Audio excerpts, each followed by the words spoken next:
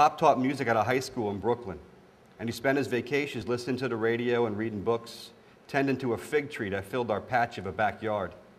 Sometimes one of his musician friends would come over and they'd play songs together. He cooked dinner most nights too, because my mother had been going to college at night, summers too, for the past couple of years. She liked it so much that when she finished, she started up again, this time for a degree in law, which made sense because she could argue with the best of them. Pop wasn't much for arguing. He stayed calm and listened when other people spoke, and spoke nice and slow when he had something to say in return. He had plenty to say to me after that deal with the bridge.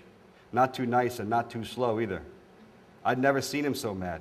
He spent the rest of the summer hammering me about the stupidity of my stunt and the stupidity of what he called bias.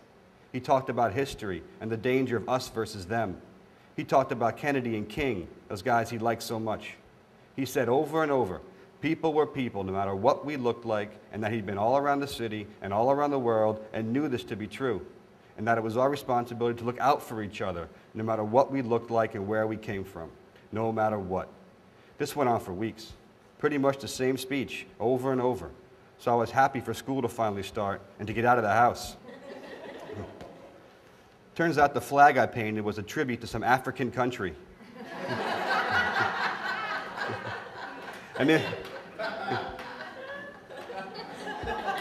And in my absence, Jeannie Martini started going with an older kid named Tommy DeStefano. The big high school had big hallways and lots of strange faces. A couple of my friends went to a Catholic school, and the others, still with me, seemed smaller and a little scared in the crowds between classes and in the noisy cafeteria that was about the size of a football field. In the schoolyard, things were quieter. There was space and sky and games to play. But there was also something obvious, and that obvious thing was sides. There was an Italian side and a Spanish side. I guess there'd been some Latin kids at the high school before, but this year, everyone said those numbers had changed, a lot. And those kids riding their bikes in the summertime weren't cutting through, they were going home. Immigration from Puerto Rico was on the rise, big time, in places I'd never thought of, like Dominican Republic and Colombia, were sending tons of people too. And where they were sending them was Queens. And the neighborhood in Queens, where most of the Latins lived, was right next to ours and running out of room because of all the new people. So they spilled. They spilled into our neighborhood, and the kids set up sides in the schoolyard. Like I said, the schoolyard was quiet, but not a calm quiet. Lots of stares and whispers, fingers pointed and posing. It seemed stupid to me. Maybe because I'd made a fool of myself and then lost my girl and my summer from that painted bridge move. And maybe, probably, because of what Pop had said over and over during those summer days I spent in the house. Either way, I wasn't having it. So I set out on my own to do my own thing. And that, I figured, was the right thing too. With a couple of our guys missing, we hardly had enough for a game. So I found the Latin kids who threw balls against the wall. Turns out those kids liked ball as much, if not more, than we did. And there were some players, especially the Dominicans. And we had to divide up teams just to keep things fair. Afterwards, we all went our separate ways. But in the schoolyard, we came together.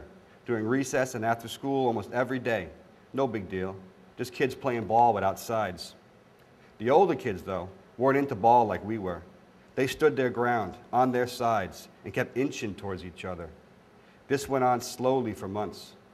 Things began in the hallways, where shoulders collided and pushes followed, and eventually fights began to break out. Fights in the bathrooms, the hallways, and the cafeteria happened all the time. I stayed out of them and kept doing my thing. Pop did his thing too. He talked with the new neighbors in Spanish, welcomed them with handshakes. People from around started to talk about Pop, and some stopped talking to him altogether. I guess they didn't consider him a stand-up guy anymore, or maybe they didn't like the fact anymore that he was a stand-up guy. Either way, Pop didn't care. The school year went on and the holidays passed. Winter was long and cold, and for the most part, quiet. But things got noisy when spring showed up, and the schoolyard suddenly had two sides again. The difference was that the Spanish side had grown over the winter. Real fights broke out. Fights with chains and pipes and sometimes knives. Kids were getting hurt, for real. Vincent Martino, from across the street, got his neck nearly busted and wound up in the hospital. This was all older kid stuff, for the most part.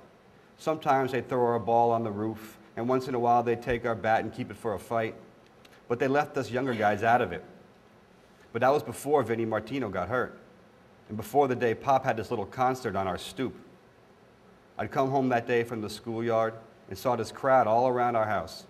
Little kids and their parents or grandparents spilling out into the sidewalk, all Spanish. They were watching Pop, sitting on top of the stairs with some bongos, next to one of his musician friends with a guitar. They were doing that Simon and Garfunkel song about Mama Pajama and Rosie, the Queen of Corona.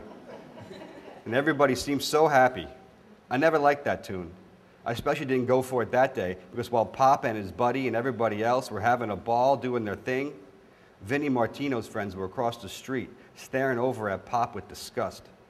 Of course, they couldn't do or even say anything to Pop since he was an adult and we had rules for respect. But when they turned their eyes on me, standing on the corner, watching just like they were, I knew for sure that I was in for some trouble. Starting that very next day, trouble came. Every day, these older kids would spit on me in the halls and scratch clever things on my locker like Dead Man and Traitor and Spick Lover. Real geniuses. And these bright guys waited for me after school. And most afternoons, around 3 o'clock in the schoolyard, I took a pretty good beating. The worst part wasn't the beating, since I got used to them. The worst part was knowing the beatings were coming. And even worse than that was not knowing what kind of stuff would appear in my locker and who exactly was doing these things. It felt like everyone was against me. My friends disappeared, either moved away or afraid to be seen with me. My mother went crazy, talked to the people she knew, but no one put a stop to what they were doing to me. My father cleaned me up most afternoons and talked about sticking up for what I believed in, so I did. I did my own thing until I was walking home one day towards the end of the year, and these kids came up from behind on their bikes, but I didn't turn around. A few of them rolled past, and I started to relax, thinking they were gone, when all of a sudden, out of nowhere, something caved in the back of my head. There were bright lights for a second until things went black. I thought it must have been the bus or something, but I found out later it was somebody swinging a tire iron. I remember lying on the filthy sidewalk, blood running across my face and into my mouth. It tasted like pennies, dirty pennies. And that, for the most part, ended my first year of high school. Thank you.